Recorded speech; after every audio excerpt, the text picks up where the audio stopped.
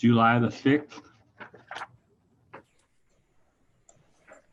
Will you please take a roll call? Vice Mayor Anderson, Here. Councilmember Wall, Here. Councilmember Larson, Here. Councilmember Cortez, Here. Councilmember Hughes. Here. Is Mayor Walter with us? Here. She's here. All right, perfect. Thank you. Okay, I'll turn it over to the mayor. All right, thank you so very much. Let's start with a moment of silence, followed by the Pledge of Allegiance.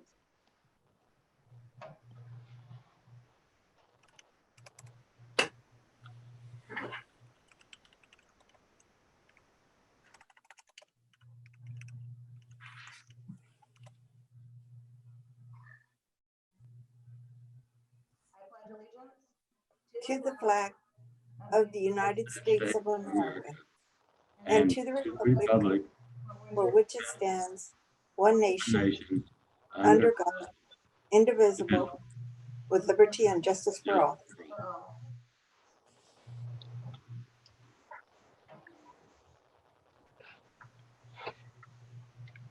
All right, thank you very much. At this time, we're going to go ahead and go to call to the public. Call to the public for public comment on issues within the jurisdiction of the town council. Council rules limit public comments to 3 minutes. Individual council members may respond to criticism made by those commenting, may ask staff to review a matter raised, or may ask that a matter be placed on a future agenda. However, members of the council shall not discuss or take action on any matter during an open call to the public unless those matters are properly noticed for discussion or legal action. So with our call to the public this evening, I have a Miss Lorraine Lopez Salazar.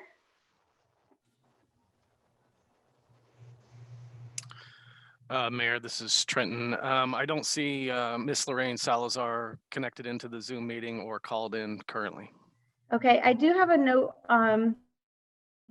based upon why she was calling, and I'll go ahead and read that into record at this time. She would like council to consider a request for a speed limit to be changed in our neighborhood from 25 miles an hour to 10 miles an hour. It is a small neighborhood and some people are driving through too fast. She has spoken with the police, who recommend that the neighborhood speak with the Florence Town Council to discuss the issue. And since we have this information, Ms. Lisa Garcia, at this time, can I have you direct Chief of Police and Town Manager to work with Ms. Salazar regarding her concerns, and then bring something forward at either the next or the following council agenda so we can discuss that matter further? We would be happy to. Thank you so much. I do not see any further call to the public. Is there anybody that I am missing this evening? All right, excellent. Call to the public responses. Okay, so we'll go ahead and call to the public. With that, I need a motion to adjourn to Merrill Ranch Community Facilities District number 1. Make a motion to adjourn to Merrill Ranch Community Facilities District number 1. Second. We have a motion and a second. All in favor? Aye. Aye. All opposed, same sign. That motion carries. Item A is a public hearing to receive citizens' comments on the property tax levy of the Merrill Ranch Community Facilities District number 1. And this is a first reading of ordinance number MRCFD 117-20.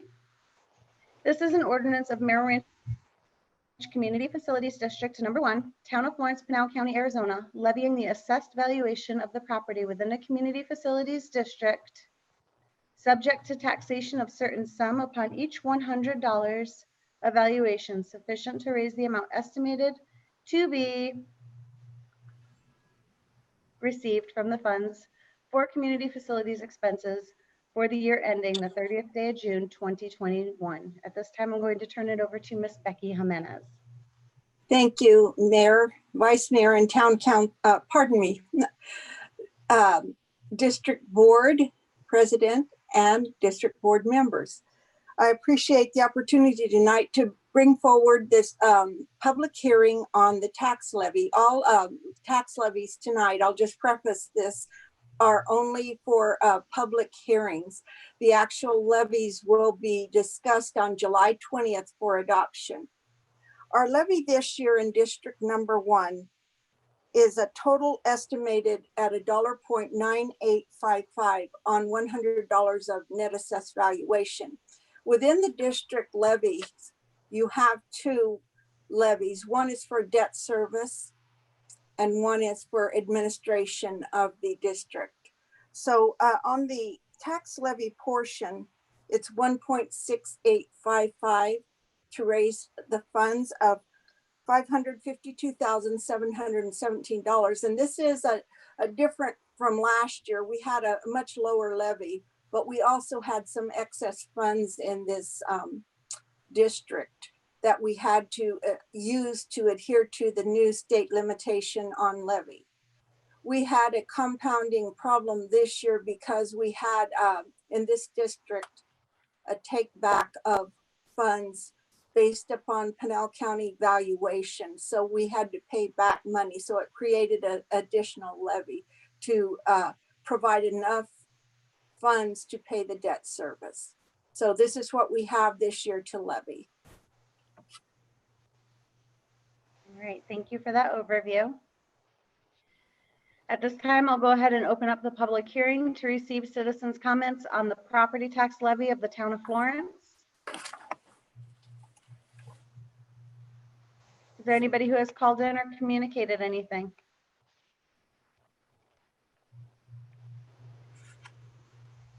Mayor, there's currently no members of the public called into the meeting at this time. Okay, thank you very much. Council, do you have any questions or concerns regarding this agenda item? No, ma'am.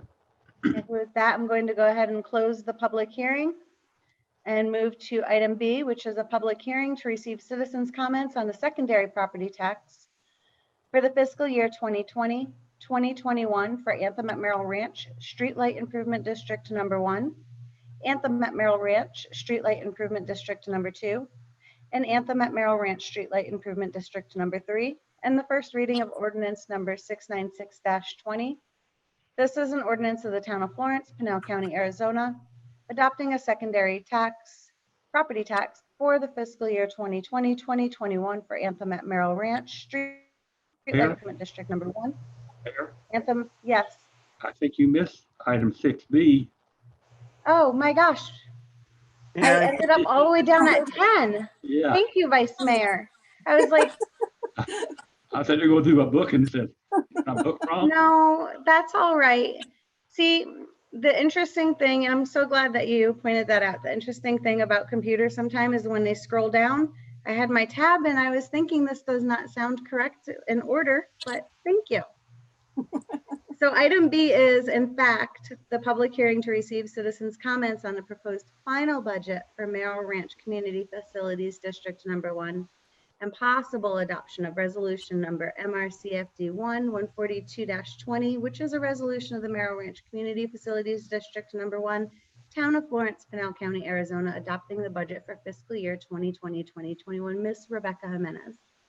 Yes, this is the budget that we've set forth for Merrill Ranch Community Facilities District Number 1. It's comprised of 4 different funds. It's comprised of your capital outlay fund, which is when you receive bond proceeds, either from assessments or geo bonds, you pay the bond proceeds out of this fund. Then you have your assessment debt service fund, you have your geo debt service fund, and you have your administrative debt service fund. Now, I will call to your attention that I have budgeted about $2 million in capital expenditure of bond proceeds. That does not mean at this particular point in time we have that, but if we should, we have ample budget that should cover that. So if we don't have any bonding, then we won't have to spend it. So I just wanted to call that to your attention. The total budgeted expenditures are $3.351781 million. for Merrill Ranch Community Facilities District Number 1.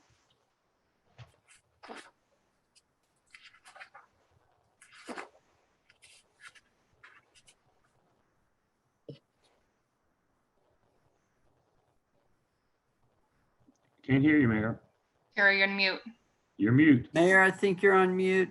There we are. This is agendized as a public hearing. Mr. Trenton, is there anybody on that would like to speak at this time? No, Mayor, currently no members of the public attending the meeting at this time. Excellent. Council, do you have any questions, comments, or concerns at this time?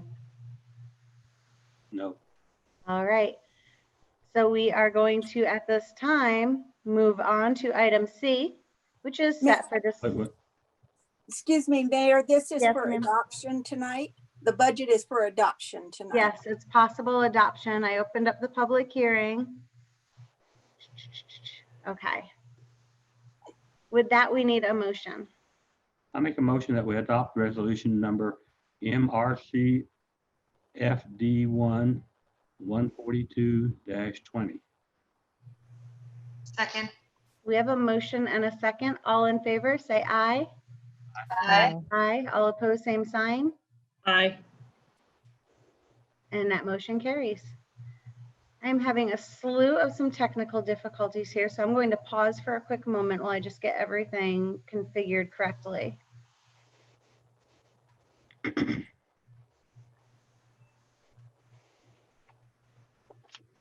All right, excellent.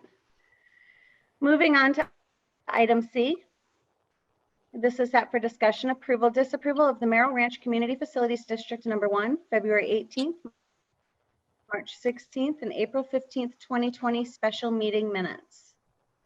Is there anybody that has any questions, comments, or concerns regarding this agenda item? With that, we need a motion. I make a motion, we approve the minutes of the February 18th, April 5th special meetings of the district number 1. Second. We have a motion and a second. All in favor? Aye. Aye. All opposed, same sign.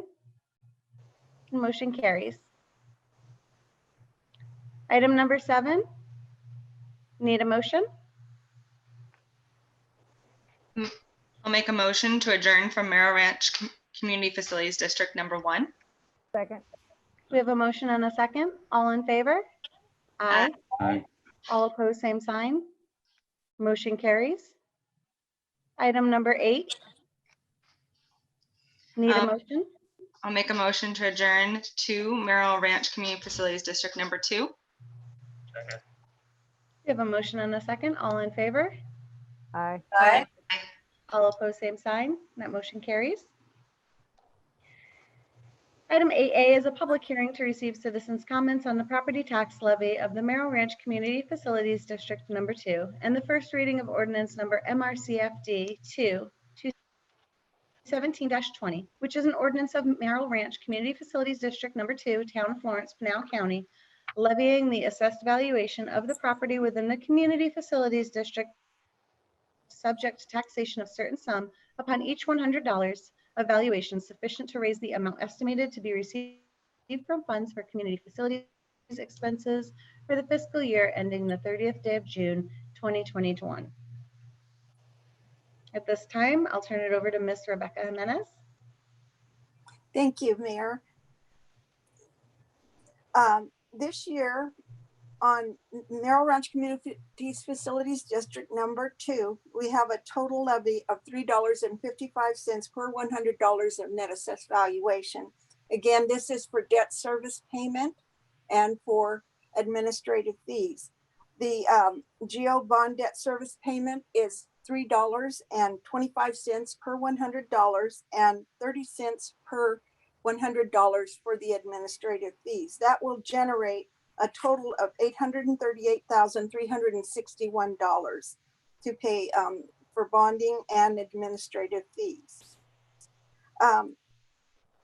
Just to make mention, if these debt services, especially the one for the GO bonds are not levied, would be unable to pay our debt service payments, and that would not be a good thing. So just, we don't have excess funds anymore to pay for these because we're adhering to the state limitations on these.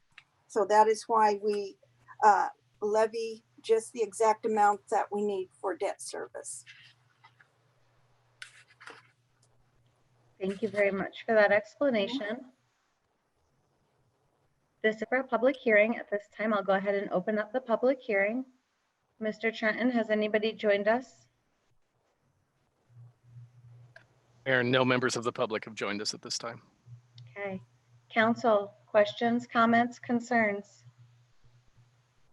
I'll just comment that I'm not in favor of raising my taxes. And so I don't agree with any of these.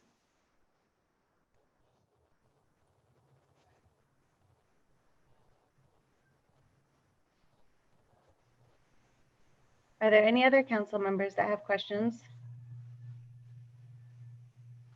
Okay, and with that, Michelle, I don't believe any of us are very much in favor of wanting to increase taxes. And Ms. Rebecca Jimenez, as I just heard, in the past, this has always been $325 per $100 of net valuation, correct? Yes, and CFD number 2, the GO levy and the admin levy have not changed over the past years. I do believe for 2 years you may have had a slight drop, if I'm not mistaken, 2 years ago and the year prior to that, but it's normally $3.25 because of the net assessed valuation in that district. Correct. And if we did not approve this, then we would not have the appropriate funds to make our payments, which is our obligation legally. Am I correct? Yes. Okay. Thank you for that clarification. Mm-hmm. So this is not a tax increase? Not in CFD number 2. We're not increasing anything. We're at our maximum amount of levy in that district. Okay, if there are no other questions, comments, or concerns, with that, we need a motion. That was just a public hearing, Mayor. Oh, I apologize. That is a public hearing. You are correct. We're going to move on to number 2. We're closing the public hearing.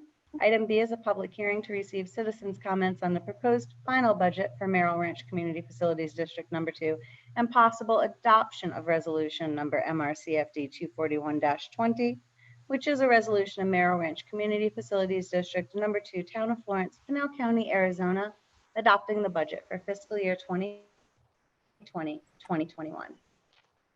Again, Yes. opening to Ms. Rebecca Jimenez. Yes, again, Mayor, we have 4 funds within CFD number 2. Again, your capital projects fund, which I've budgeted some in there in case we do any kind of either assessments or GO bonds. That doesn't mean that we're going to, it just means I've provided a budget just in case. We have our assessment debt service. We have our general obligation debt service and our administrative funds. So the total budget for CFD number 2 this year is $4,493,782. That concludes the budget for CFD number 2 of all funds. Excellent. Again, this is set for public hearing to receive citizens' comments. Mr. Trenton Schaefer, has anybody joined us? Mayor, I do have a member of the public who joined as attendee. I'll allow them to speak and see if they have any comment. Excellent, thank you. Are there any callers on the line that have a comment on the issue at hand? I'd like to know what the rate has been for the past.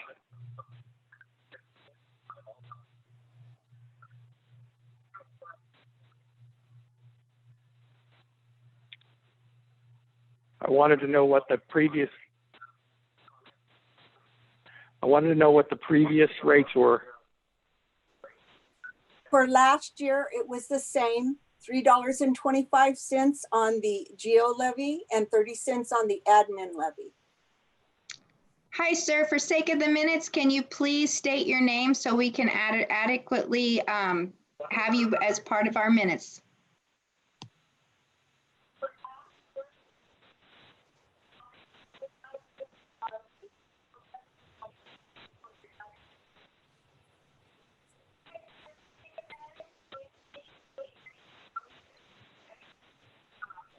I think he has a bad connection. Sure. My name is Gordon Lehman.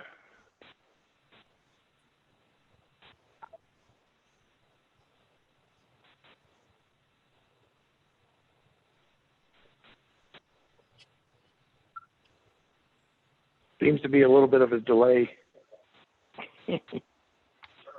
Gordon, are you trying to watch us on the screen and talk to us on the phone? Because that's probably where the issue is. You need to probably either turn your screen off or turn the volume down and only listen to one of the devices, if that's what you're doing. That's fine. I'm good.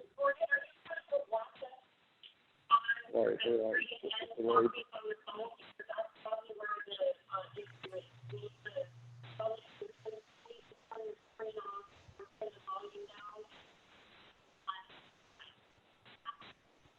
So we're getting some kind of feedback. Yes, we're getting some feedback. Trenton, could you take his question and field it to us, please? I'd be happy to, Mayor. Thank you. It seems to just be a delay. So when he speaks, or when we speak, he doesn't hear it till later. So I think he got his question answered. That's what I'm understanding. Yeah, the question's already been answered, Mayor. Okay, so he had nothing further? No, ma'am. Okay, excellent. All right, is there anybody else that's on the line that has a question, or any member of council? That's the only member of public joining our meeting at this time, Mayor. Okay, excellent. And Gordon, I want to say thank you for joining us this evening. We always appreciate when public participates.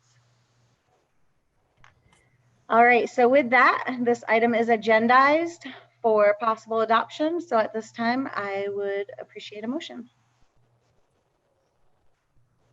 I make a motion that we adopt resolution number MRE CFD 241-20.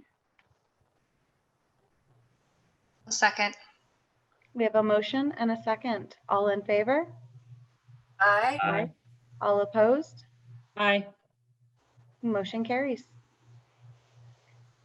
Item number 9, we need a motion to adjourn from Merrill Ranch Community Facilities District number 2. I make a motion we adjourn from Merrill Ranch Community District number 2. Well, Did we well, do? Mayor, this is Cliff. I think there was one more item C under that category. I scrolled too far. I need a wider screen, Cliff. All right, Sorry item about C. Item C is, or we need to meet in person. That would help. Item C is discussion, approval, disapproval of the Merrill Ranch Community Facilities District number 2, June 15th, 2020 special meeting minutes.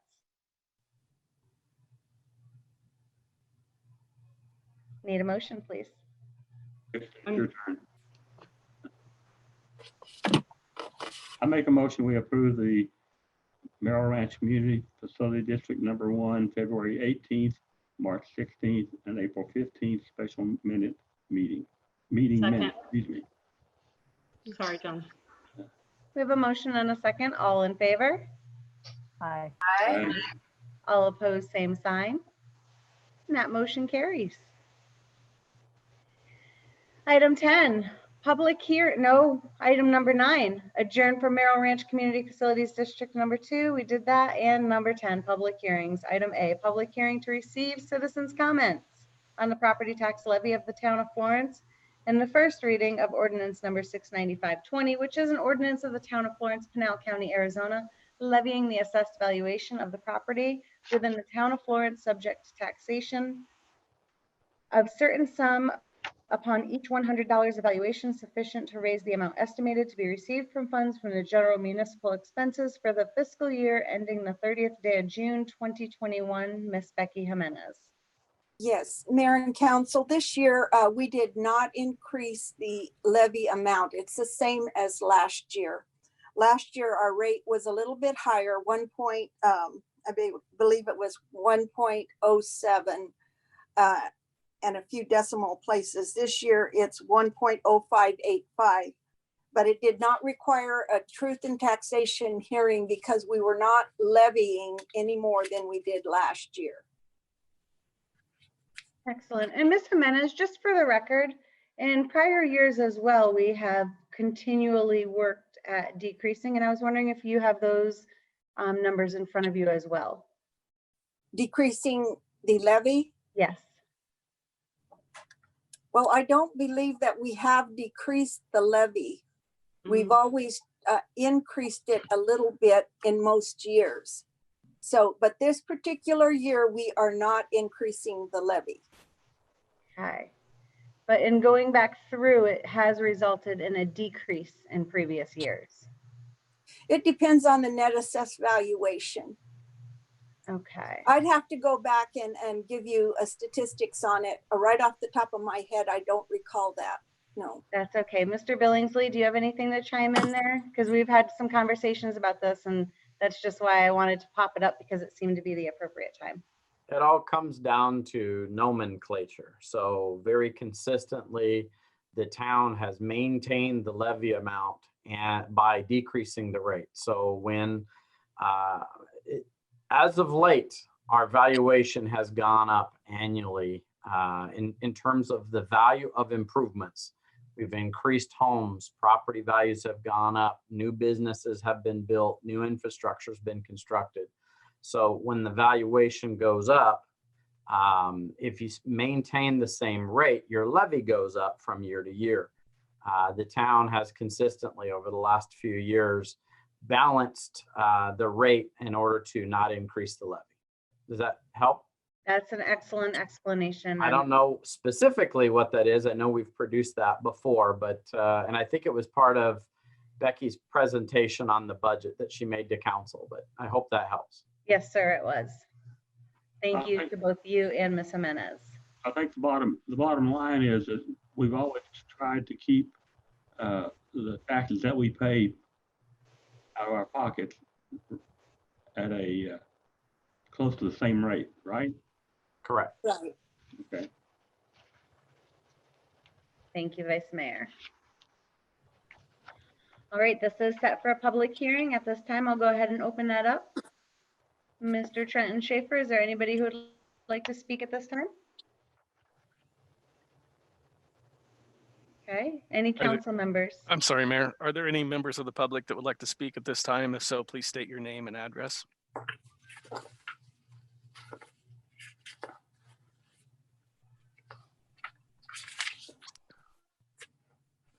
Mayor, it doesn't appear anybody's willing to speak at this time. Excellent. Any members of council? All right.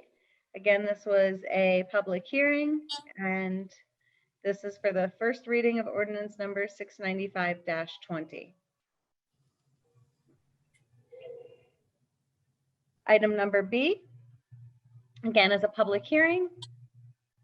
This is to receive citizens' comments on the secondary property tax for the fiscal year 2020-2021 for Anthem at Merrill Ranch Streetlight Improvement District number 1, Anthem at Merrill Ranch Streetlight Improvement District number 2, and Anthem at Merrill Ranch Streetlight Improvement District number 3, and first reading of ordinance number 696-20, which is an ordinance of the town of Florence, Pinal County, Arizona, adopting a secondary property tax for the fiscal year 2020-2021 for Anthem at Merrill Ranch Streetlight Improvement District number 1, Anthem Merrill Ranch Streetlight Improvement District number 2, and Anthem Merrill Ranch Streetlight Improvement District number 3. Ms. Becky Jimenez. Yes, thank you, Mayor. We have 3 SLID, streetlight improvement districts. The first 2, district number 1 and district number 2, have ample funds to cover the cost of electrical use in the districts. District number 3, as you know, last year depleted all of its funds. So we will need to levy $29,000 this year, which is a rate of 0.1433 per $100 of net assessed valuation. That equates to about $14.33 in secondary property tax. So the only levy we have is in District Number 3. Excellent. This is set for public hearing to receive citizens' comments. At this time, we'll go ahead and open it up. Is there any member who would like to speak at this time?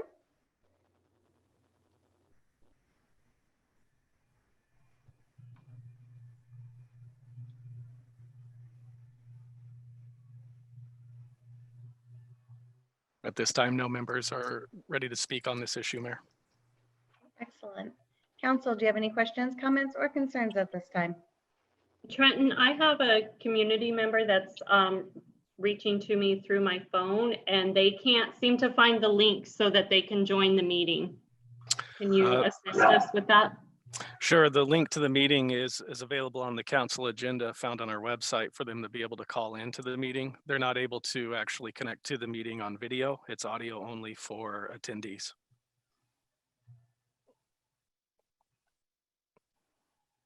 Councilmember Cortez, would you like to read the community member's name and their statement if they would like to relay through you? That would be fine. She doesn't have a statement. She's just trying to listen to the meeting. Oh, she's unable to hear it. Trenton, Yeah, she can't find the link to get into the meeting. Okay, yeah, so the call-in information is available on the council agenda. It has the excuse me, it has the number to dial in as well as the meeting information. It's on florenceaz.gov underneath town council, and there you can click on the agenda and get the information. I can pull it up real quick and give it over the meeting if council sees fit. Well, and also florenceaz.gov/TV is also available for viewing. Correct. I also had somebody reach out to me and I made sure that they had the call in. So I'm double checking if that person was able to get on.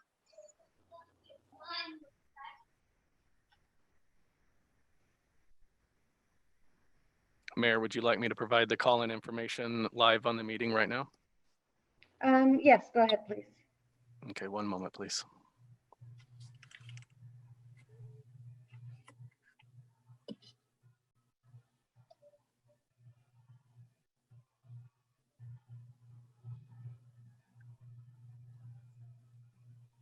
Sorry, it's just taking me a quick moment to pull it up here.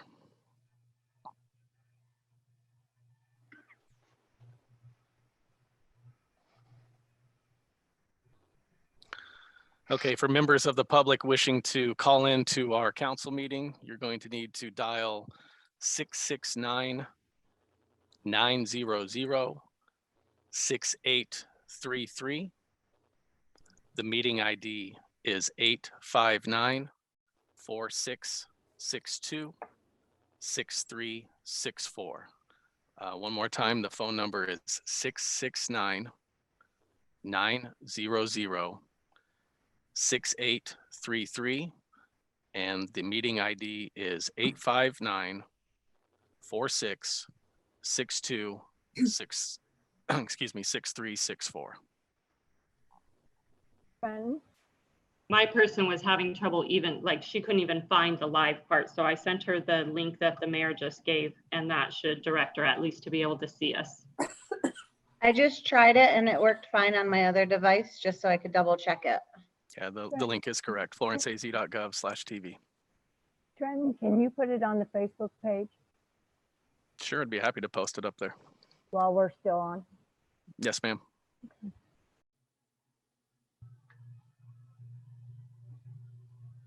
All right. Did anybody have anybody reach out to them that wanted to speak at this time? Okay, understanding this is for a public hearing to receive citizens' comments on the secondary property tax for fiscal year. No questions from community at this time. No questions from council at this time. This will be back again in front of us. So if anybody would like to speak or has any questions or concerns, you can still reach out. This time I'm going to close the public hearing on item number B. We'll proceed with item C, which is a public hearing to receive citizens' comments on the proposed final budget for fiscal year 2020-2021 and discussion approval, disapproval of resolution number 1740-20, which is a resolution of the town of Florence, Arizona, Pinal County, Arizona, adopting the budget for the fiscal year 2020-2021. Mr. Rebecca Jimenez. Can I just real fast, Becky, my packet Yes. doesn't have a 10C in it. Mine stopped at 10B. Okay. That's a Lisa thing. Lisa? I'm coming. I'm not aware of that, and I apologize. We do have a packet available online if you'd like to go out and grab it, and we'll make sure that it doesn't happen again. We do double checking. I don't know how that's possible, but it's definitely an error on the clerk's part. It's all right. I was just letting you know that I don't have the information in my packet. That's all. We'll make sure we double check and fix it next time. Again, I'm sorry for that. I had the information for what it's worth, and I'm sorry that happened to you, Councilmember Cortez. Shall I go ahead, Mayor? Yes, Yes. ma'am.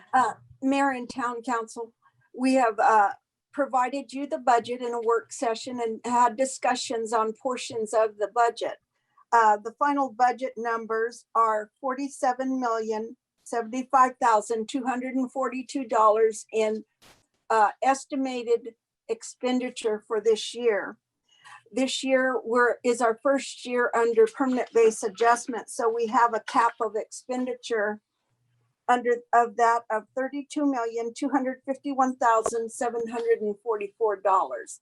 This budget includes all of the funds excluding the Merrill Ranch Community Facilities Districts because they're political subdivisions of the town. So this is the full town of Florence budget. The budget looks really good. We have expenditure built in it, and hopefully we're going to be monitoring this budget unusually carefully this year to ensure that we don't exceed our cap, and also that we adjust for any kind of expenditures that we may or may not need to make. Excellent.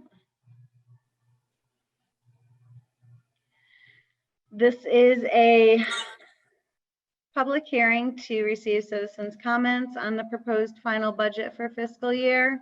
I'm going to go ahead and open it up for the public comment. Is there anybody who has anything from the public at this time?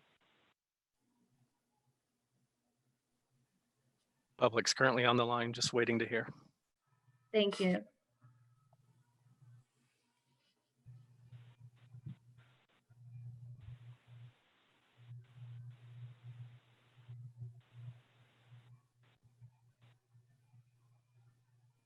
No members of the public have comment at this time, Mayor.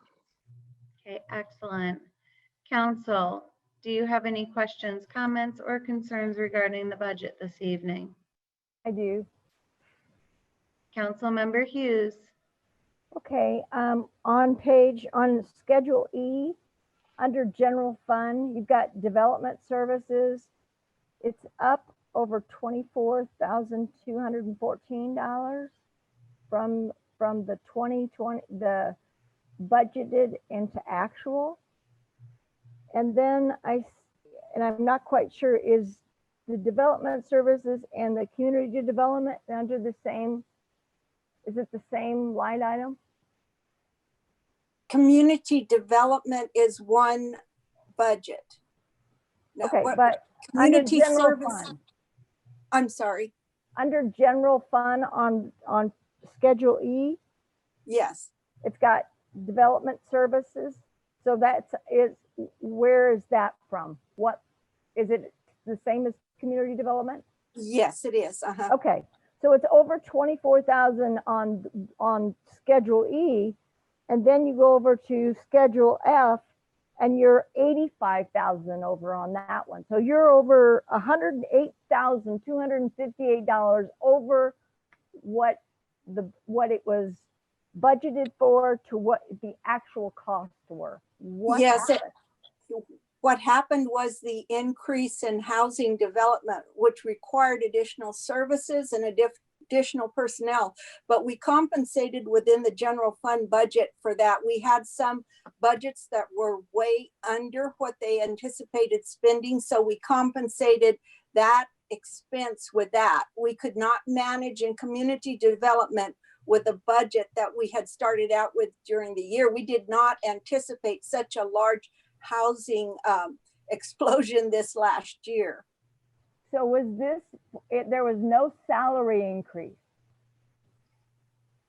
I believe we had some salary increase toward the end of the year. How much? Madam Mayor, Councilmember Hughes, can I help answer this question? Yes, you may. I don't know. So we reorganized the Community Services Department. If you remember, in last year's budget, we had created a position for a fire marshal. That fire marshal was deducted out of the fire department, and our community development director is now the fire marshal as well as the community development director. So it was actually a cost savings year over year by that reorganization. So the fire department budget decreased, the community development department budget increased because of that change in salary. Now, with where, Becky, you said you took it from other departments that didn't spend their money. Which ones did you take it from? I took a portion of it from a police support services because they had not hired staff, and I discussed it with the police chief. And then I also took some out of my budget because we had cut back on staff and consolidated some work. So we had ample budget to move over to compensate for that. So you're saying police did not use their budget? Police support did not use all of their budget. So, and support, what does that mean? That's your communication center, your dispatchers. Okay, so is that a total of 108,000? That's where it came from? Yes, And how much did you take out of your budget? I think I probably took about 30,000 out of my budget. Okay.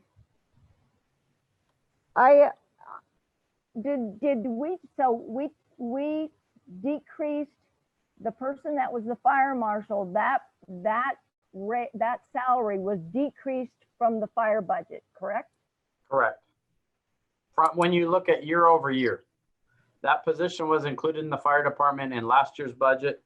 I won't say mid-year because it would be 3/4 through the year, but when we made that change in organization, that cost then was deferred to development services or community development, however you want to say it. And that cost for the fire marshal is not included in this year's fire budget and is instead included as part of the salary for the community development director in this year's budget, the one you have in front of you. Now, is Larry Harmer still on salary? Larry Harmer is a part-time employee now instead of a full-time employee. So yes, he's still paid by the department, but he's now a part-time employee. But that still adds to the budget of that department. Correct. Do you know what that amount is? I don't. Could somebody get that to me? Yes. Thank you. We can do that tomorrow. I can get that information to you. Thank you. You're welcome.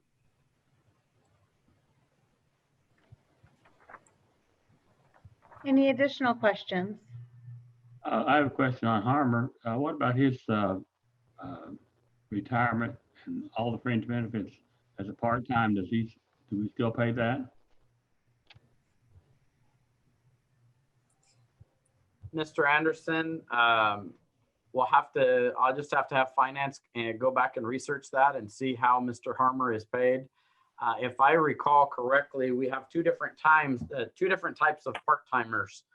So Catherine, you'll have to correct me if I say this wrong, but we have part-timers that are seasonal and we have part-timers that are work throughout the year, and they have different requirements in terms of how those things, how we pay those out and what benefits we have to provide under state and federal law based on the number of hours that people work.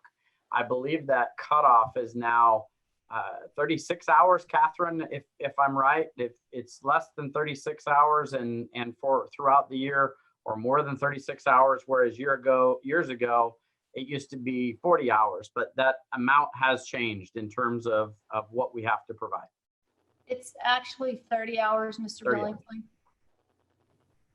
So we can get finance to get you guys that information, but yeah, Larry is a part-time employee now, not a full-time employee.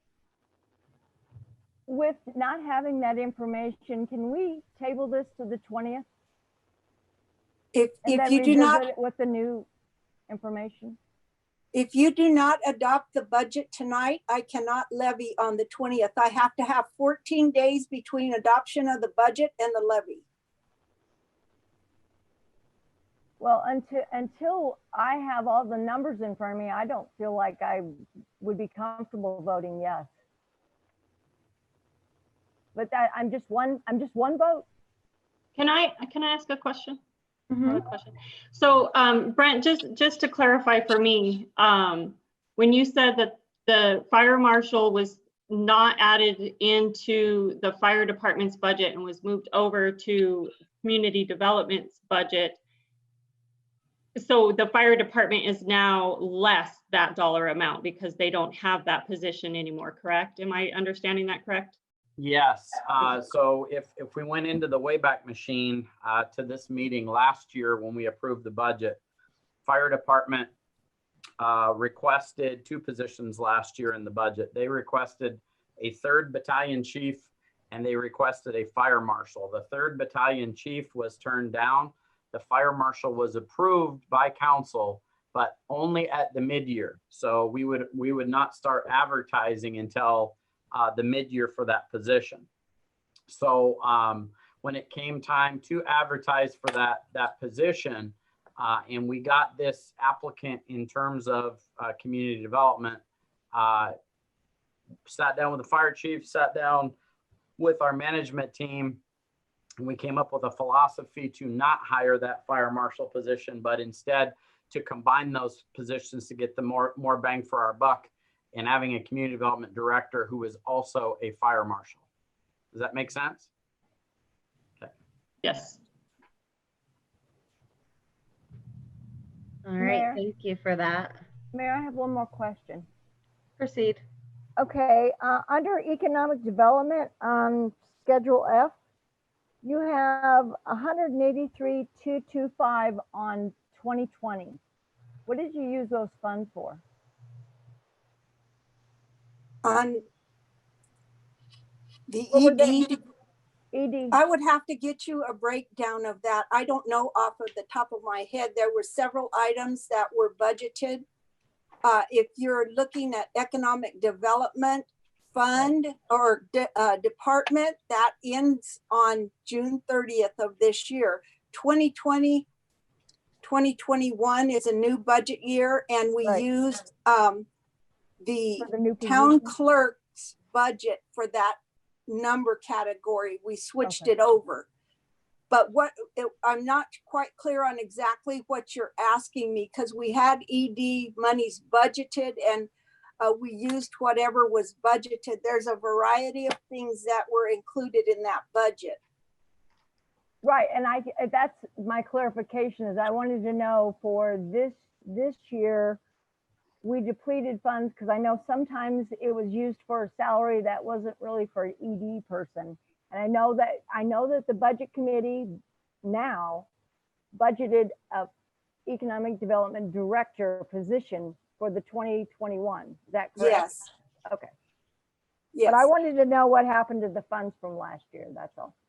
Well, we did use them as they were prescribed. I think some of it had in the Chamber of Commerce payments and various items, but the person that was utilized in that capacity, whatever capacity he had in ED, was paid out of those funds. But since then, they have been transferred back over into the town manager's budget.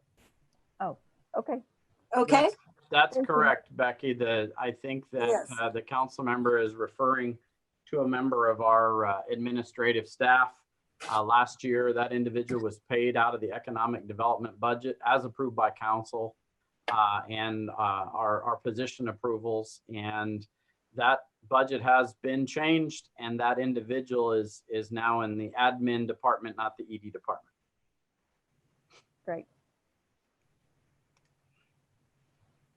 I think, as I recall, what was paid out of there, Councilman Hughes, we paid some of the legal fees for the buildings downtown that we've been dealing with.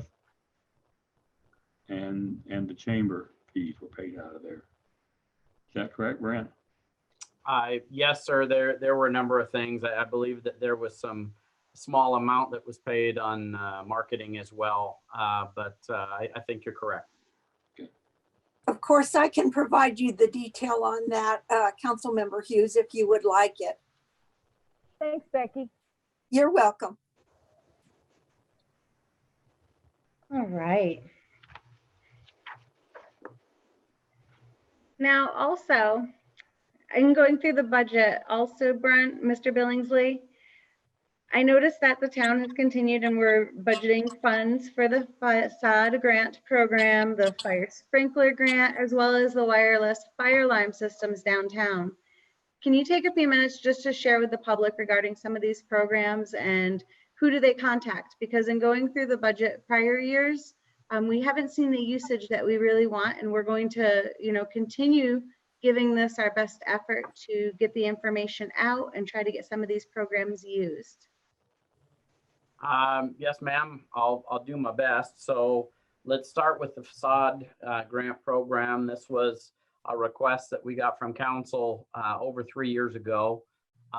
We put that into effect 3 years ago and developed a partnership with the IDA to implement that particular project.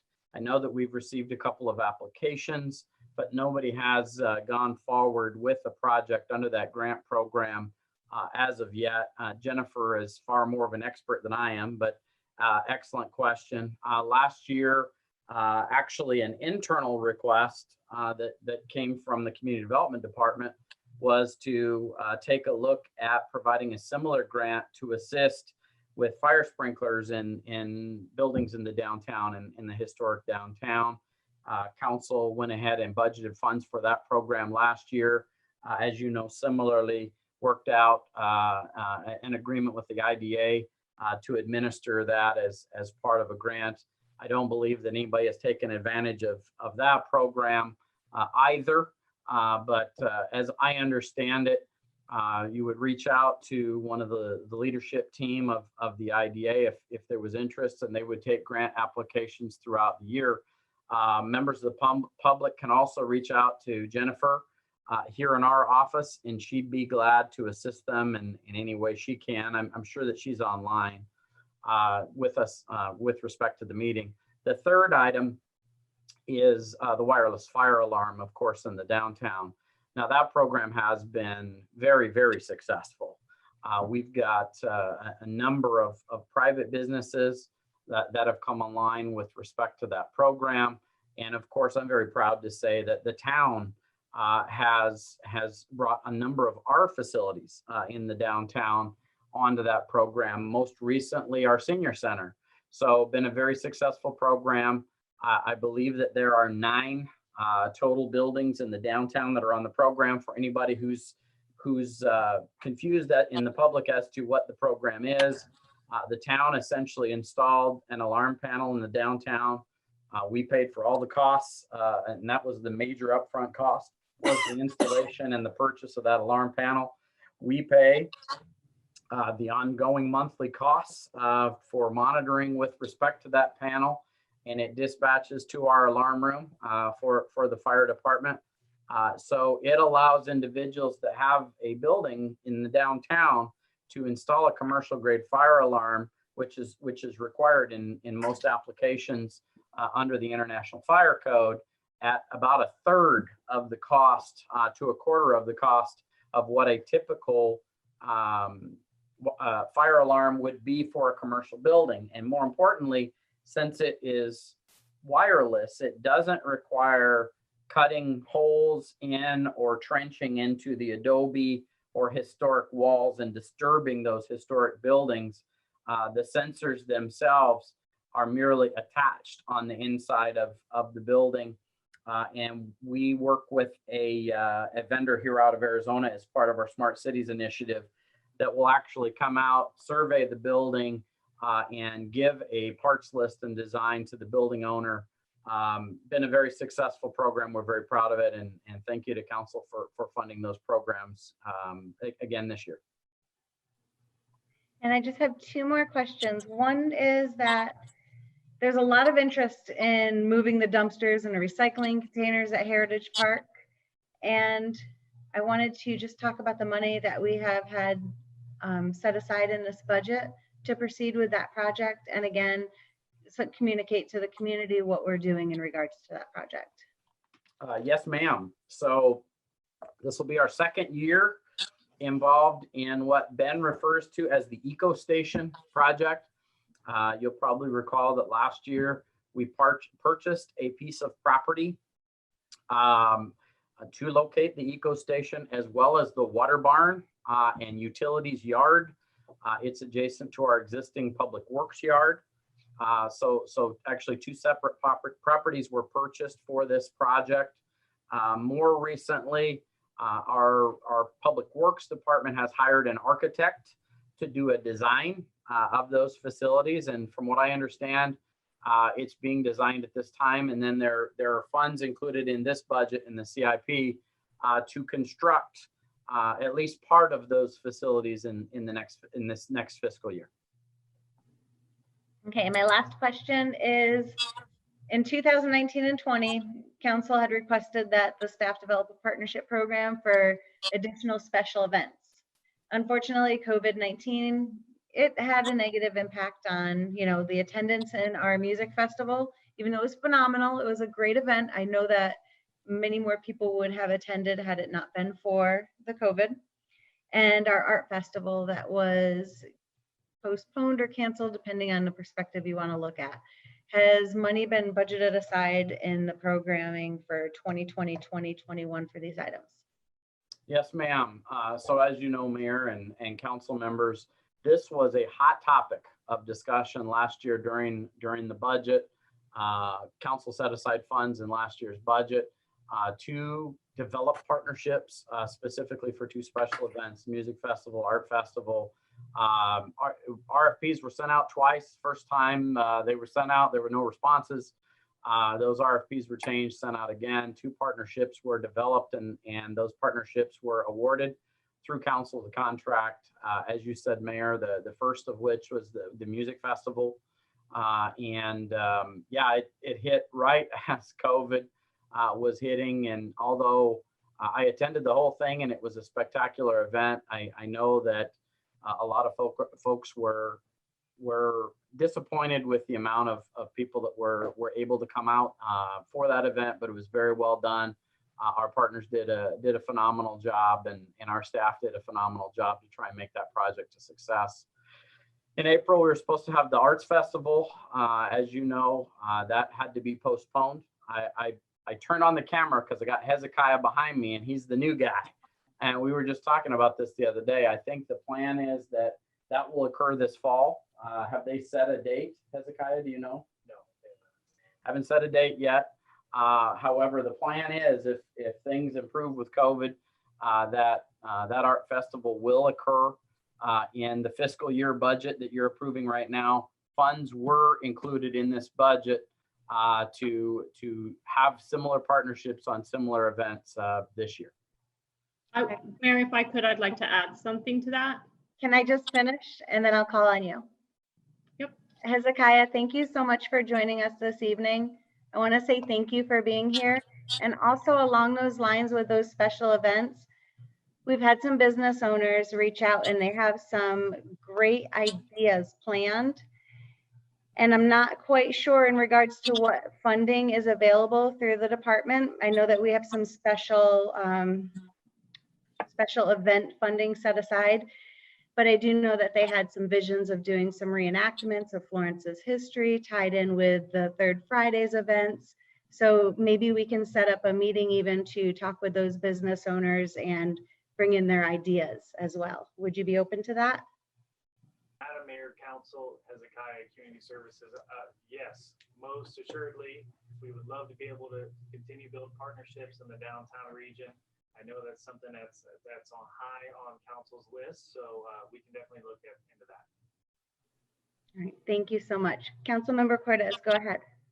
I just want to say John and I were both part of the budget committee, and when we came to this section, we had made the decision to leave the budget as it was requested in respect that we knew we were getting someone new in, and we wanted to give them the opportunity to come in and have a budget and not have to worry about what they could and couldn't do. So we kind of just left it as it was because we wanted them to have the ability to continue what we had started and hopefully make it grow better. So I just wanted to throw that in there, that we kind of left your budget alone. Councilwoman Hughes, Madam Mayor, thank you. I'd like to add two things on the budget before we leave that. One is I attended the IDA meeting, and there is a remodel that's going on in town now, and they are talking about putting a sprinkler system in. So Great. We do have somebody that's interested in that. I think we can all guess who that is. And the other thing that I wanted to ask about, I don't know if the developers of the music festival lost money or not.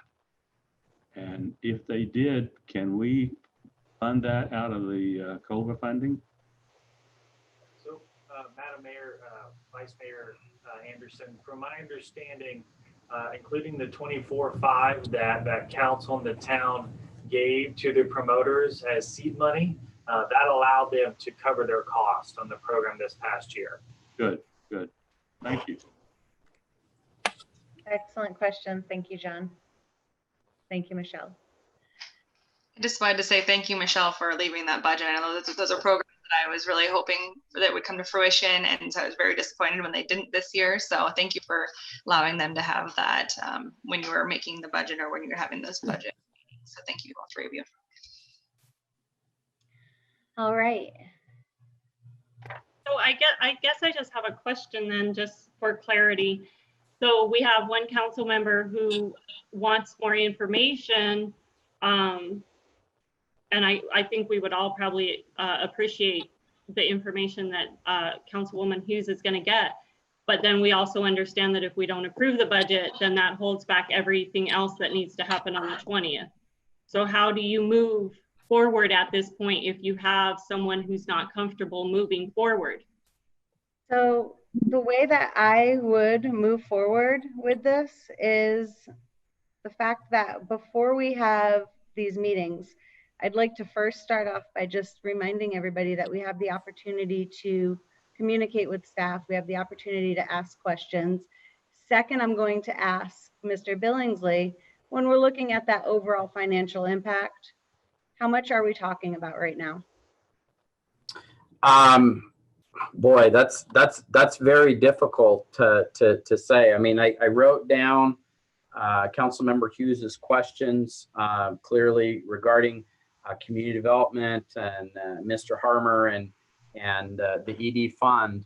I think that your question to me is, what is that as a percentage of the entire budget? Well, the budget's $47 million. So if we're talking about $100,000, it's a very minor portion. However, you know, it's up to council how you would like to proceed. My advice to you would be, we need to vote on this budget. We've been talking about it for a very long time, and we'll try to get that information out. I've done my best to answer the questions, but I don't have the ability to have HR's records or finance records regarding those specific positions. And Becky, our finance director, doesn't have the ability to access that information at this time. So we'd be glad to get that out, but it's a very minor portion of the overall budget. I'd like to point out in response to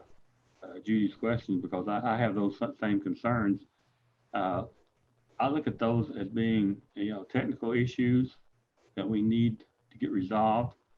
But I don't see that really affecting our budget one way or the other.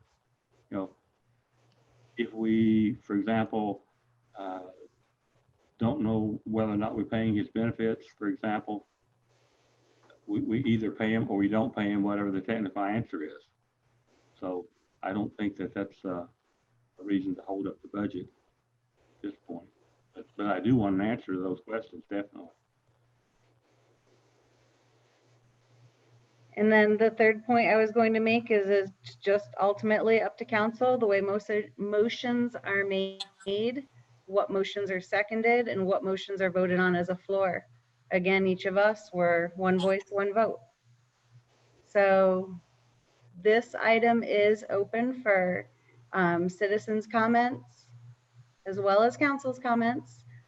Are there any other questions or concerns, either from citizens that have called in, Mr. Trenton Schaefer, or from council? There's no members of the public currently in our meeting at this time, Mayor. All right, thank you for that.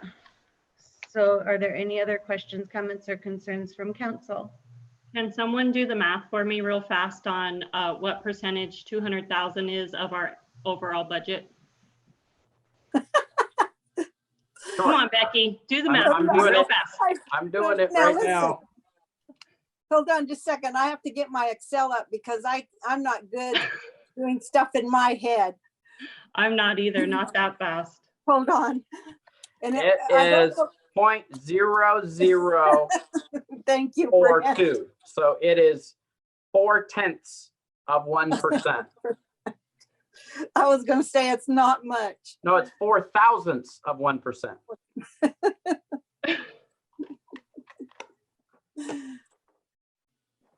Yeah, thank you. Now, I just want to make a comment. If we had extra time to get our levy in, this probably would not be an issue.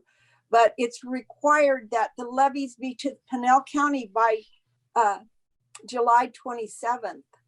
So we have our council meeting to adopt the levies on July 20th, and I am out of time.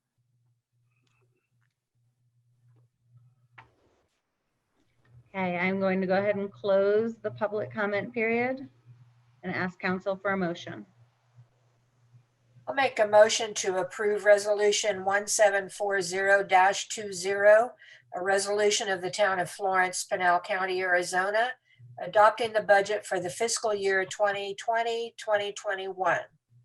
Second. We have a motion and a second. All in favor? Aye. Aye.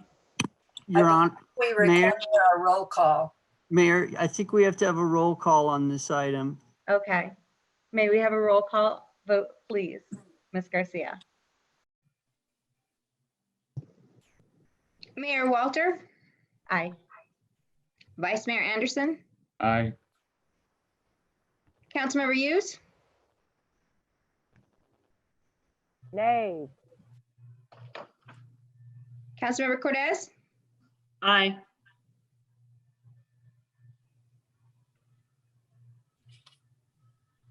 I'm missing one. Councilmember Larson, Aye. oh, Councilmember Wall, I do not see you, that's why. Aye. And the motion is carried. Thank you very much.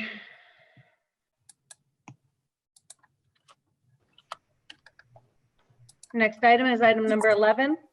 This is our consent agenda. All items on the consent agenda will be handled by a single vote as part of the consent agenda, unless a council member or member of the public objects at the time the agenda item is called.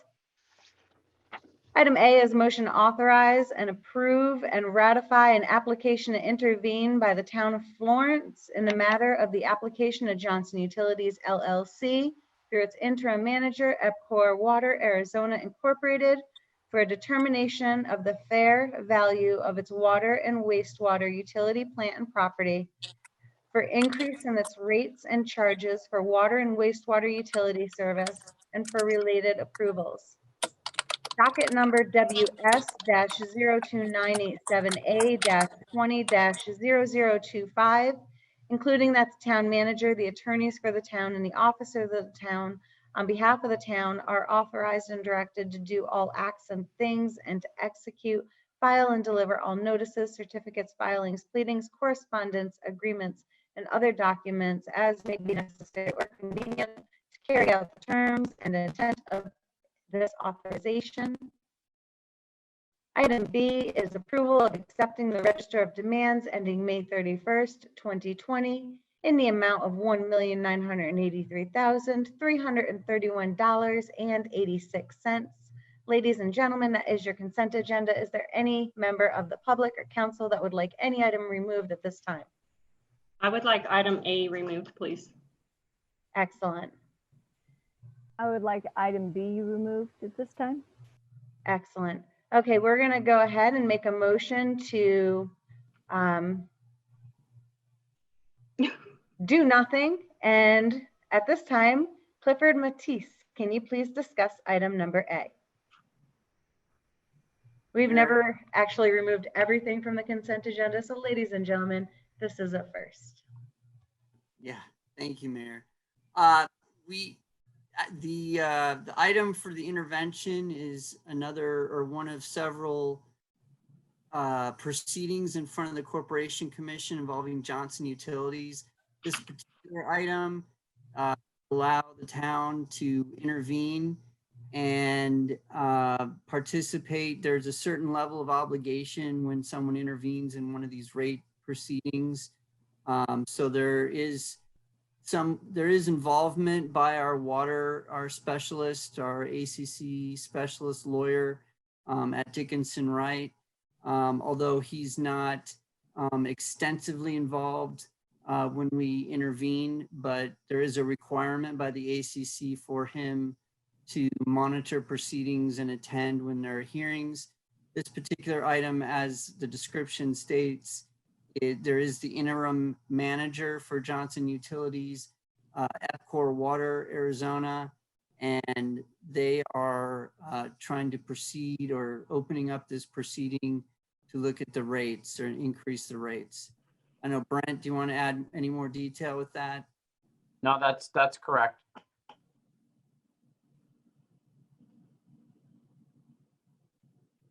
Oh, Brent, could you just, so I've already talked to Brent about this and he knew that I had questions about it.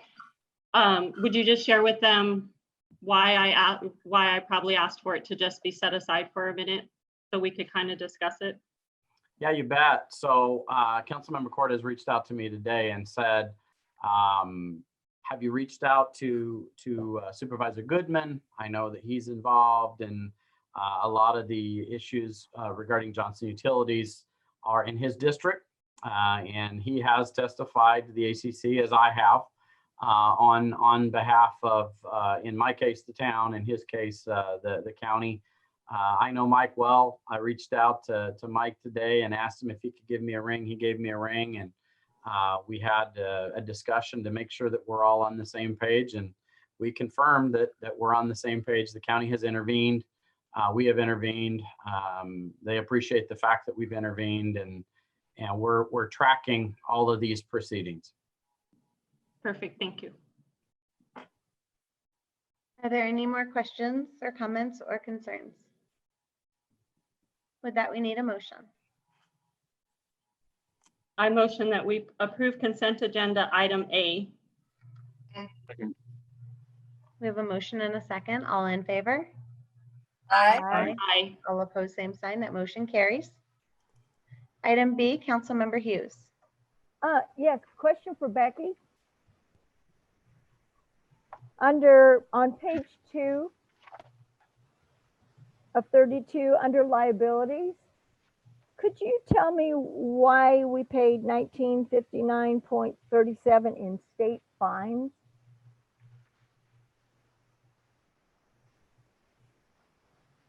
You're on mute, Becky. I think That is, pardon me? That's the amount that we have to collect for the Arizona Supreme Court's fines. It's just a liability and the fine collections itself. Okay, Thank you. You're welcome. With that, is that okay if I make a motion to Yes, ma'am. approve the registered demands ending May 31st, 2020 in the amount of $1,983,331.86. Second. Motion and a second. All in favor? Aye. Aye. Aye. Motion carries. Item number 12, new business. A is resolution number 1744-20. This is discussion, approval, disapproval of a resolution of the town of Florence, Pinal County, Arizona to accept $3,148,226 from the governor's AZ Care funds and authorize the town manager and or his or her designee to execute all documents and to take other steps necessary to facilitate the administration of the grant award. Mr. Benjamin Bitta. Mayor, members of the council, tonight this is just a resolution that the state is required for us to submit with our paperwork so that we can receive the funds that the state has designated for the town of Florence. As you mentioned, that's about $3.1 million. And so we are complying with the paperwork aspect for the submittal and wanted to just get this in front of you all in terms of getting that resolution approved. We still do not have a defined plan or a program in terms of what we'll be doing with the CARES Act fund. That is largely because of the, I guess, legal opinions that have existed. The League of Cities has asked the governor's office as well as the attorney general's office as to whether or not these funds can be redistributed to the community after we receive them, and both have declined to provide an opinion as to whether or not the distribution would be legal in terms of whether or not it would violate the Arizona Constitution's gift clause. And so we've needed to take a much more cautious approach and kind of, to be honest, had to do a sit back and watch approach for particularly those communities that have already received their funds.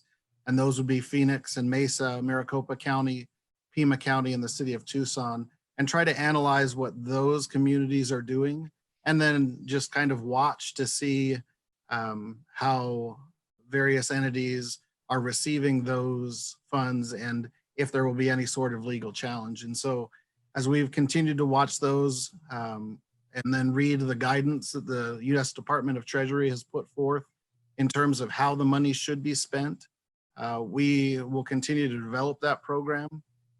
One thing, again, that I would say is that we are certainly receiving these funds because of our public safety costs over the course of the COVID crisis. And so in order to justify this $3.1 million, again, as we've mentioned before, we have to have proven that our costs for police and fire from the start of March until the end of December this year as a projection will total more than the $3.1 million. And so the federal government has allocated these funds in order to effectively pay us back for the costs that we're spending fighting the COVID crisis.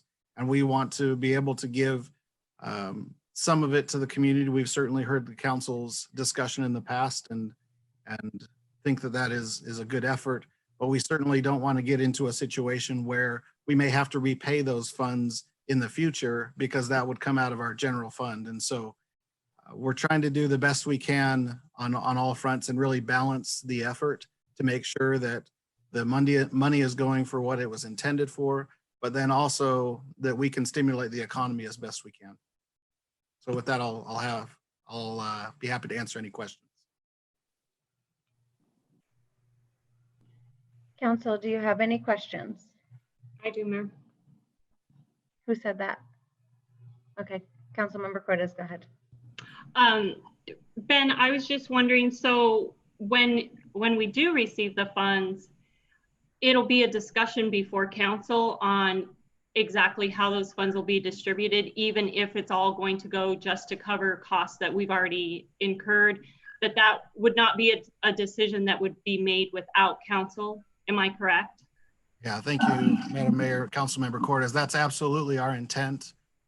We intend to develop a program, and I wish I could tell you a day as to as a placeholder, even where we could say, no, we want to come back and aim for a certain date for this program.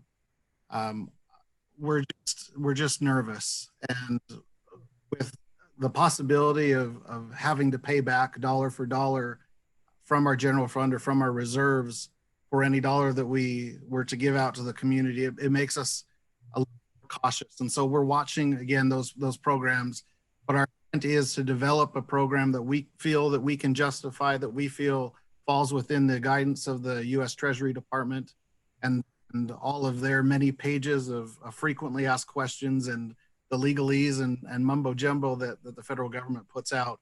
But our intent is certainly to come back to council at some point, hopefully in the near future, to provide our recommendation. And then that would certainly be the prerogative of the council to make a decision as to what direction to go with those funds. Yeah, I think that everybody can appreciate and will understand that we need to move slowly and not just, oh, we've got it, let's start spending it. So I don't think anybody would argue with that. I just wanted to make sure that it was a decision that would be made by council when it is time and we're comfortable saying, okay, we're at a point where now we know how we can spend it. This is what you legally can do. How do you want to handle it? So that's really all I just wanted to make sure of. Thank you, though. Thanks. Well, I was going to add to that, Michelle. I think we need to have a budget meeting prior to that, you and I and the budget committee, to go over all this. Becky and I have talked about it. And I guess she's just as confused as the rest of us are right now as to what all the regulations are going to be and things like that. I would love to see it to be a work session where all of us can get together. I'd like to be a part of that conversation as well. That's a good idea. So Ben, as we're continuing to learn and watch what other communities are doing, as well as leading in some of the ways in regards to planning to disperse some of those funds, let's go ahead and set up a work session. Probably, I'm going to leave it up to staff in regards to whether it's July or August, because I want to make sure, again, we have a solid understanding of the legalities as well as a plan to bring forward at the work session to share. Absolutely, Madam Mayor, we can do that. Just one thing to add as well. I mean, we have been, I mean, I could show you a one page of what the city of Phoenix is doing, or we could pull up the city of Mesa program. Now, there's a lot of money given to technical assistance. Well, that may not be appropriate in our community. Maybe people feel that they're technically capable and able to respond to an economy. And so we don't want to just take something right off the shelf from maybe the city of Mesa or the city of Phoenix. We really want to be able to cater it to the needs of our community based off of that public feedback that we've already received. And so it's just a really complex process. And we certainly would be happy to do a work session, whether it's July 20th or August 3rd or August 17th or whatever the dates are. We'll try to get that as soon as possible before the council. Thank you very much. With that, we do need a motion.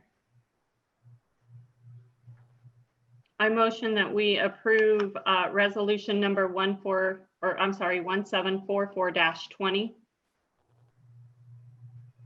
Second. We have a motion and a second. All in favor? Aye. Aye. All opposed? And that motion carries. Item number 13 is our manager's report. Mr. Billingsley? Yes, ma'am. I'm turning back on the camera to look at my ugly mug. I apologize for that. I got a couple things this evening. Number one, I wanted to once again, for those of us joining us on video today, and to be held in posterity, Hezekiah Allen has joined us as our newest executive staff member. He's our new community services director. So we're very excited to have Hezekiah start with us. He's been here for a couple of weeks, and he's a whirlwind of ideas and wherewithal. So he'd been here a couple of weeks, so we went through a list of things that were important to think about and address. And we were out. He had us out Thursday morning at 5 a.m. picking up trash at the cemetery. I'd never picked up trash at the cemetery before. He'd been there 2 weeks, and we had a cemetery cleanup day at 5 a.m. on Thursday. So he's he puts his money where his mouth is in terms of implementation and getting things done. So I think we're going to have a lot of fun with Hezekiah. For those folks that are interested, he comes to us from the town of Cottonwood, and he was the interim director of Parks and Recreation, as well as a recreation services supervisor there. He's fitting right in. He has a wife and 2 children, and they're looking to locate in our community or close to our community. His wife is a nurse, so she's dealing with COVID right now. But for the council members, please give him a call if you haven't, and talk to Hezekiah. I'm sure that you'll really enjoy that conversation. The second thing I wanted to bring forward tonight is I have some good news regarding 5310 grant and 5310 funds. So 5310 funds, if you don't remember, is FTA money, Federal Transit Administration money, specifically for transit with elderly and disabled. We've received a 5310 grant for 2 consecutive years now. We got a partial grant last year, and I think I announced 2 meetings ago that we got the full grant this year. Well, I'm happy to say that we actually have been awarded supplementary funds in addition to a full grant this year. So it looks like we're going to receive an additional $20,700 specific to our 5310 program at the senior center. So and some more good info in terms of grants and our grant program and how successful we've been.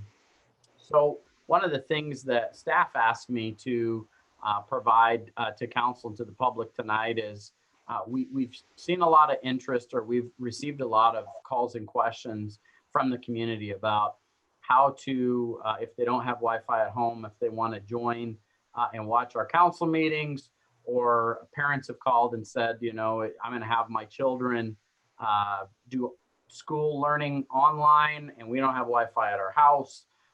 So a couple of things that I wanted to say at tonight's meeting. Number one, the town of Florence is one of the only communities in Arizona, rural communities in Arizona, to offer free Wi-Fi in the downtown.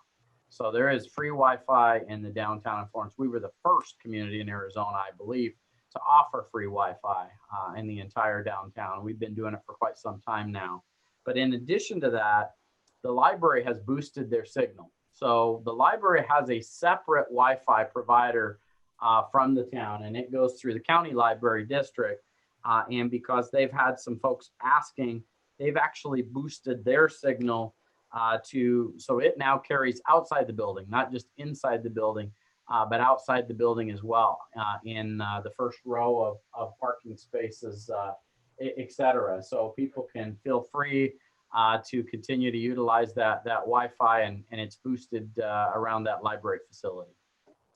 The last thing that I had that I wanted to share with council is I did my manager's report a little bit different this time. COVID-19 is our dominating topic nationally, internationally, in the state of Arizona, as well as in the town of Florence. And it is, I probably discuss COVID-19 more than I discuss anything going on in the town of Florence, and including calls from individual members of the public, emails, et cetera. We are deluged with requests of information with respect to COVID. So I wanted to make sure that I got the most up-to-date information out. You have it. I was emailed to you today with the most recent statistics. Sadly enough, statewide, as well as locally, we have essentially doubled our cases in the last couple of weeks. We set a record 2 weeks ago with 50,000 cases in Arizona. Unfortunately, today we have doubled, and we're over 100,000 based on today. We set another record in terms of number of cases on a Monday. today. But the scariest statistic having to do with COVID is the amount of positive tests that are being consistently maintained, both statewide and in Florence. And the CDC recommends that that growth percentage or that positive test percentage should be less than 5%. We're at 25.5%. So more than 1 in every 4 people that is tested for COVID is positive. That's a pretty scary trend. We continue to increase on a daily basis in terms of cases. I've heard a lot of people say that's just because of the prisons. The prisons have stayed pretty consistent, but we continue to go up in terms of cases within this zip code. I think that I've shared with council, but the hospitals in the Metroplex, their ICUs are full, their emergency rooms are full. And we have a number of our staff people, including Ben's wife, Hezekiah's wife, and a number of others whose family members are healthcare workers and are working the 5 straight 12-hour shifts, et cetera, at the hospitals. It's a matter of not just full facilities, but lack of staffing that Arizona is suffering from. At our next regularly scheduled council meeting, we have a new, it's not director, it's COO. We have a new COO for Mountain Vista and the Florence hospitals. I met with him last Friday. I've invited him to come and present at our next council meeting with respect to what's going on at the Florence Anthem Hospital as well as their owner, Mountain Vista. He will be coming out. The second part of my report is the most current information as well. It's bad news. I have given many reports over the last 2 years about how our state economics in terms of state shared revenues and HERF revenues, which is Highway User Revenue Fund, vehicle license tax revenues, those have consistently been on the rise. They've been constantly exceeding projections. This is the second report where we're reporting some negative information. But as you can imagine, sales tax collections are down. Restaurants is the largest reduction, which is over 40%. So this time over last year, we're collecting 40% less restaurant sales tax statewide than we did last year. That may or may not be a surprise to you, but HERF collections are down by over 20% as well. If you drive around Phoenix or Tucson, you'll notice that there's a lot less congestion. You'll notice that in some ways, air quality is better because there's less cars on the road. But if there's less cars on the road, there's less gas being purchased, and therefore there's less revenue that are going to come to the cities and towns in the state of Arizona. The good news is building permits and building are staying strong in our state. So one of the reasons why we haven't seen the hit that many of us thought we were going to see in state shared revenue, a lot of that has to do with the fact that the building market has stayed strong. Earlier in this meeting, Becky talked to costs in our community development department, and because of the strong growth we've had in terms of permits in the town, that growth is continuing to occur. I think I sent an email to council 2 weeks ago after I met with Pulte and DR Horton that showed that they're actually above what they estimated their sales were going to be when they put together their projections for this fiscal year for the last couple months. And from the statistics I've provided to you, clearly that is the case elsewhere in the state of Arizona as well, that there likely was a housing shortage. And so there's a lot of construction that's still going on.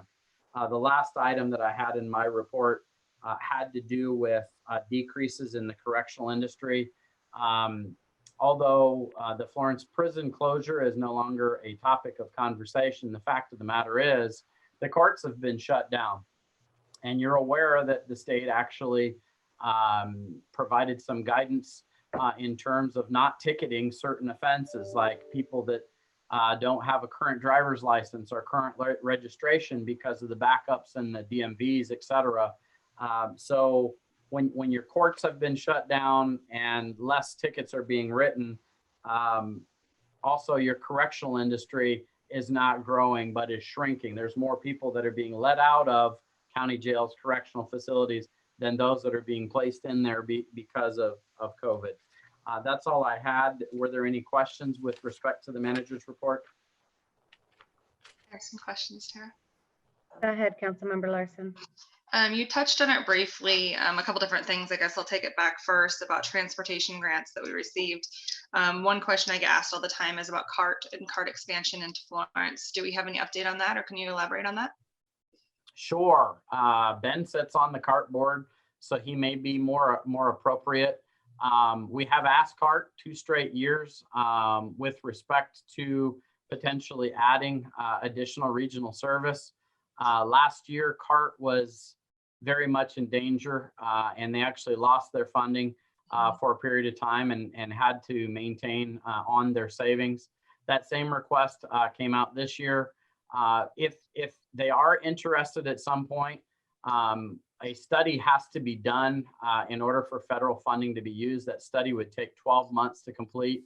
I don't believe CART was interested in any expansion this year. Is that correct, Ben? Again? Yeah, that is largely correct. What they're looking at doing right now, they're doing what they call a governance project, which looks at all the different communities and how they participate in the leadership of CART. And so they're doing that study through ADOT and hope to wrap it up this year. From that, they'll be able to apply for another round of funding. They do it in 2-year cycles, and they just had their application process, I believe, in February. And so it won't be the next application cycle until February of 2022. But we've continued to express our desire to have that study to begin to look at the possibilities of whether it's one-off service, daily service, or even a kind of an extra circulator as that route. We've talked with ADOT directly in terms of if it'd be even possible for us to operate kind of our own expansion system. They said that based off of the way they distribute funds, that we would not likely receive any funds from ADOT if we were to apply by ourselves. They much prefer regional projects. And so as we've participated in the governance study, and I think we have a meeting even tomorrow on the governance study, it's either tomorrow or Thursday, but as we participated in that and sit on the CART board, we continue to voice our concerns that we need to make sure that we're hitting all areas of our community, that we pay into the CART process, that we sit on the board and have an equal voice. And I think even Pinal County, as they are also members of the CART board, they also see some value in extending to Anthem and beyond, and potentially into Santan Valley and making commuter routes. And so there is a lot of discussion on the expansion of services. I don't know a timeline on that because it's difficult when you're dealing with the federal funds in terms of the processes and the steps along the lines there. So we continue to advocate it, and we're pushing as much as we can, as often as we can about that. Thank you, Ben. I have another question. You touched on it again briefly about the prison closure. You said it was no longer really a topic. Can you elaborate on where we're at with that and what that looks like going forward? You know, it's been, how do I want to put this? It's been a non-conversation where there used to be a conversation. So there were a lot of conversations going on, obviously a lot of things being said at the legislature and throughout the budget process at the state. When COVID hit, the conversations just ended. It's my understanding that in the approved budget by the state, there wasn't funding that was budgeted to close the Florence facility, because as you heard from testimony from the Congressional Budget Office, it wasn't going to be a savings. It was going to cost more money to close the prison. So Ben would know better than me. Ben, am I correct in what I said there?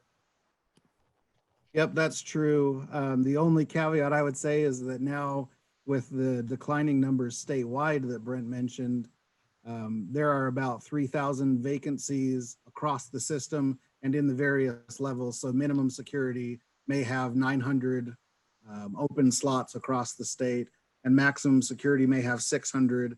And it would be a very complex system for the Department of Corrections, Rehabilitation, Reentry to kind of reassign those, but they do have about 3,000 vacancies within their system and within the contracts right now, just because the population of incarcerated inmates has dropped down. So normally we've been at about 43, 44,000. Right now, just today, we dropped below 40,000 in the total inmate population in the state of Arizona for state inmates. So it's complicated, but yes, I'd agree with Brent in terms of them not putting the extra funds in the budget for the closure. That doesn't mean they can't manipulate things here or there. And we continue to watch that on a daily basis in terms of the population, both at the Florence complex as well as Iman and our core civic and geo facilities, all of the above. Right now, we watch that every single day and have monitored that. So. That was also my understanding. So thank you for elaborating. Yep. Thank you, Mayor and Council.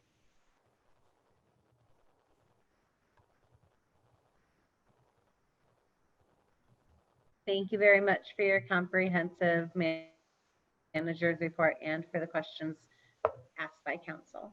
Our next item is our department reports. Is there any member of council that has questions regarding them? Councilmember Larson, go ahead. I do. Yeah, we've heard a lot from all the political speeches that have been going on lately about what a bad job we're doing. But I just looking at our community development report, and this last month we've issued 72 compliance notices. And so it says that we are trying to clean up the town, and we're trying to get people to do things in town. And yeah, I want to compliment Barbara and her team for all the work that they're doing. And I would like to ask Barbara, the 8 that were referred to the town attorney, can you give us some kind of idea of what those 8 were? All right, I can't take that. Right. Vice Mayor Anderson, I can tell you that at this point, there are 8 that we were working with, where we're now serving the notices with intent to abate. And those properties are properties with weeds, overgrown brush, and things like abandoned vehicles. So we're posting those properties this week. They are going forward. They'll be going forward then at that point to the town attorney's office. Thank you. And yes, keep up the good work. Thank you. That's all I have. Thank you. Councilmember Larson. Thank you. I have a couple of questions here, Barbara, and while we're on that topic, that is an ongoing question that I receive all the time about what that looks like when they do hit the town attorney's office, what the process is. Can you just briefly explain that or break that down for the public? I may defer to our town attorney and certainly ask him to step in where I may be wrong. But at this point, we're posting the notice of intent to abate. And then there is a legal process, but at that point, I believe the town attorney makes his own, has his own processes where they then would go potentially before the judge, where fines or fees to get the property cleaned up would be assessed. But I would prefer to defer that to Cliff for more details. Sure, thanks, Barbara. Councilperson Larson and council, the process for abatement is in both the Arizona statute and our town code. And really there's really 2 avenues that something like this can go to, depending on staff wants to do. I'm also the town's prosecutor for misdemeanors and civil fines and petty offenses. But so Barbara's correct that at some point, an abatement proceeding would start with my office as the prosecutor. So essentially, if the idea is that a piece of property is not maintaining, they're not complying with the notices, it's not getting cleaned up, then the notices need to be sent to, if it's an LLC, the statutory agent, the property owner. As Barbara said, she posts the property, and then there has to be a referral after a certain time period where essentially I draw up a complaint and file it with our court, or with our municipal court. And then there's a procedure where we can estimate what it would take to clean up the property. And then we get a judge's order to go in and clean up the property. And then that person, whoever owns the property, has due process rights along the way to either, agree with letting us on the property to clean up, or they may not agree with the amount that we're assessing. And then the judge would finally have to approve the amount of the cleanup. And that then is the intent to become a lien on that property for the town to eventually collect if that person sells the property. So it's really somewhat of a long process, because in the sense that once it comes to my office, I have to prepare an individualized complaint, and then it goes into our judicial proceeding, which is required by our town code. And, there are certain process, the court sets hearings and gives notices. So that's generally what will probably happen unless these get cleaned up on their own. Yeah, thank you. I also wanted to point out that Planning and Zoning Commission, they, met remote on May 21st, and the following were approved. There was 3 plats at Anthem and Marrow Ranch, including 140 lots, 145 lots, 154 lots. So there is continued development. So I just wanted to point that out, as well as a design review for Desert Rock Church. So that was very exciting to me, and I wanted to make sure the public heard that or was aware. Also, I wanted to ask a quick question, Brent. Maybe you could help, but I was asked about the pool passes that were purchased, and with us shutting down our pool, were we intending to refund those back to the citizens, and either on a prorated basis or as a whole? Excellent question, Councilwoman. I have the guy in my office, actually. So let me turn it over to Hezekiah. Is that something you guys have discussed? Madam Mayor and Council Member Larson. So we've discussed it briefly, and my apologies, but I need to get that information to you. So if you don't mind, if I follow up with the staff and the team on that. Okay, thank you. And that's all I had today. All right. Any other members of council? Thank you, department heads, for your reports. Next up is our second call to the public. Mr. Trenton Schaefer, is there anybody on that would like to speak at this time?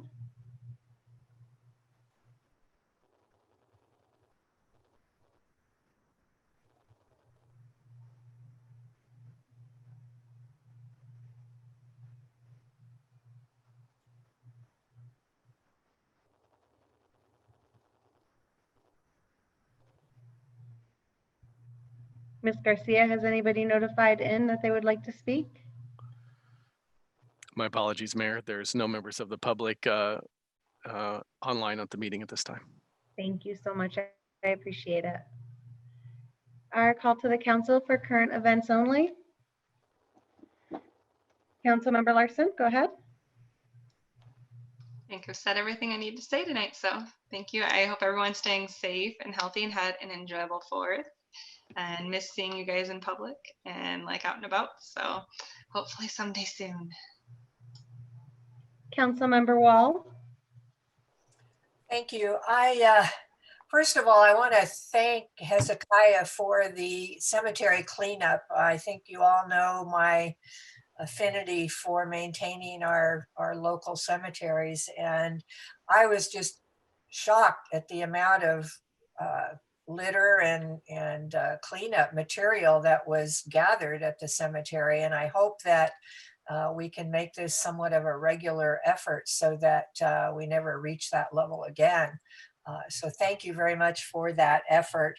And also, I was really impressed with the 4th of July virtual activities that were held throughout the town, the contests, the sort of, I guess it was kind of a search for a picture.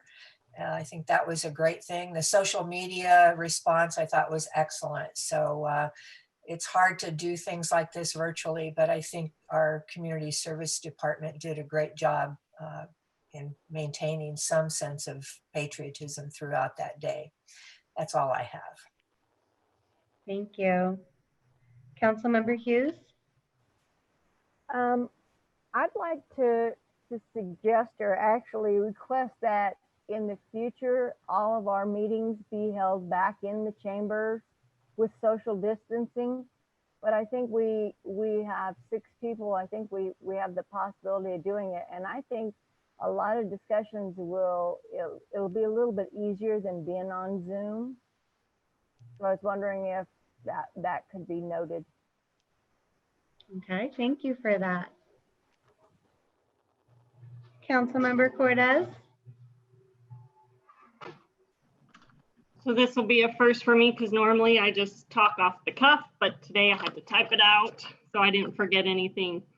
As always, I just wanted to remind everyone to check on their neighbors who live alone or are of senior age. With little to no social interaction during these times can be exceedingly difficult for them. It can be as simple as just dropping off a handmade card from the kids or some essential items they need from the store. Letting them know you care will do wonders for their mental and emotional health. The last few weeks, I have been doing some reflection on why I ran for town council and why I stay on town council. I know why I ran: to help improve our town and show everyone else why this is the place you should work, live, and play in. At times it is very difficult, and other times it is not so hard. When I feel like I am making no headway and I want to just give up, I remind myself that I was voted into this position for a reason. I remind myself that although some feel I am aggressive and I never give credit to those doing a good job, the people who voted me in understood this about me. They understood I am a straight shooter, no sugar added. I speak my mind and I am honest with my answers, even when I have no answers. I made a commitment to the voters that I would always do my best to speak for them, even when it is not the popular opinion.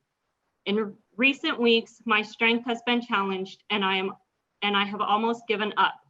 Yep, me, the one who never quits and never backs down from a fight, was ready to just throw in the towel and go back to my private life. During discussions with those few closest people to me, they helped me realize that that was not the answer.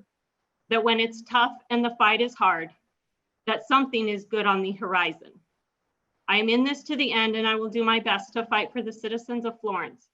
So when you see or hear I am aggressively attacking an issue, just remember that aggression comes from passion, and without passion, we have no purpose. Thank you. Thank you. And Vice Mayor Anderson? Yes, I had a citizen complaint that I promised to bring forward tonight. And it was about the painting of the stripes on the streets downtown.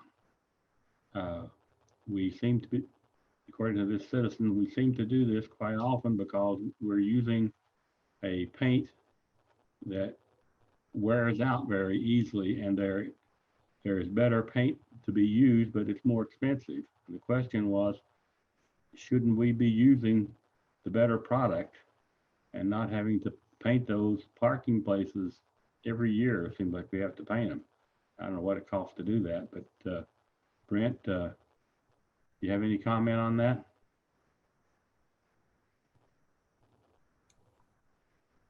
Mr. Vice Mayor,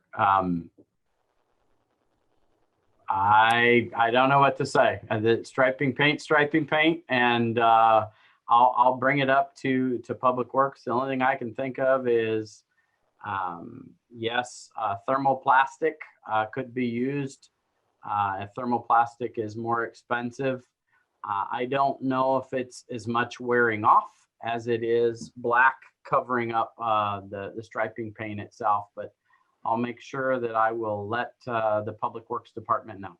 Okay, appreciate it. And other than that, that's all I have tonight. Thank you.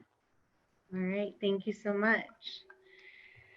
All right, I really don't have a lot this evening because a lot was discussed throughout the meeting that I had wanted to bring up. I do want to give a special shout out to our community services department. You guys are really going above and beyond, especially providing services from youth all the way through our senior citizens, making sure if, you know, somebody needs groceries picked up or any type of an errand, we're helping out, we're checking on our citizens. Our community services, our downtown looked really beautiful, even though it was eerily quiet on the 4th of July. It was pretty strange, but it was very tastefully decorated, and I'm looking forward to when we can come together and have a celebration. I really like the events that have been happening in that virtual environment and allowing people to get out in regards to scavenger hunts and finding the firecracker. I also want to remind everybody that if you recently relocated or moved, today is the last day that you can register to vote. We have elections coming up, so you can do that at servicearizona.org or gov. I don't remember the exact one. Does anybody have that off the top of their head? Oh, Service Arizona, you can find it there. And I just want to remind everybody to stay safe, follow the guidelines, and take care. With that, we have our next meeting in 2 weeks. We have some potential special presenters coming that evening as well. So I'm looking forward to that. At this time, we need a motion to adjourn. I make a motion, we adjourn. Second. We have a motion and a second. All in favor? Aye. Aye. Aye. All opposed, same sign. And that motion carries. Thank you. God bless everybody.